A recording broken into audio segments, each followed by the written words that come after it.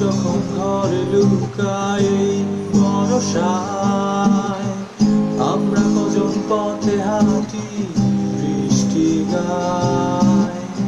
আমি জানি চোখ বুঝলেই ভিজবে আমার মন, তোমরা শুধুই বৃষ্টি দেখো ভিজতে বারণ।